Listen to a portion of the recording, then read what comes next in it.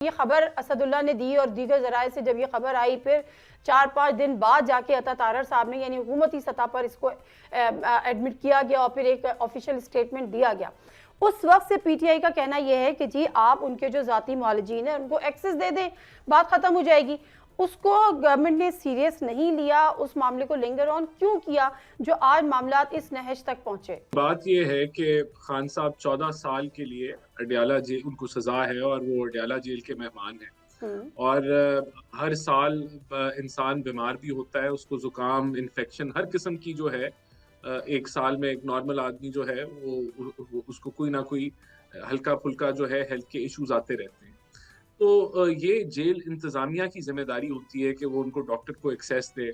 اور کوئی اگر ذرا تھوڑا بہت اگر کوئی زیادہ معاملہ ہے تو ہسپتال لے جائیں, کوئی انجیکشن لگانا ہے یا اسپیشلسٹ کو دکھانا ہے.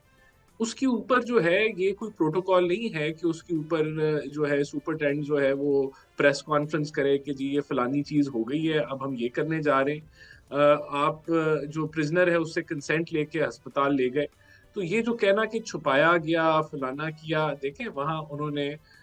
ڈاکٹرز نے دیکھا ہوگا, لوکل ڈاکٹرز نے, اور انہوں نے ریکمینڈ کیا ہوگا کہ آپ اس کو اسپیشلسٹ سے دکھائیں, پھر وہ ان کو ہسپتال لے گئے. تو اس کے اوپر یہ کہنا کہ جی یہ تو دیکھیں ابھی یہ جو بات چل رہی ہے نا کہ 85% ان کی بنائی چلے گئی ہے, یہ خان صاحب کا کلیم ہے, اس کو بالکل ویریفائی کرنا چاہیے, ان کی اس کلیم کو بڑا سیریسلی لینا چاہیے, ان کے ہیلتھ کو بڑا سیریسلی لینا چاہیے, اور جو رپورٹ سلمان صفدر صاحب نے دی ہے اس کے اندر اس کو سیریسلی لیا گیا. اب کیونکہ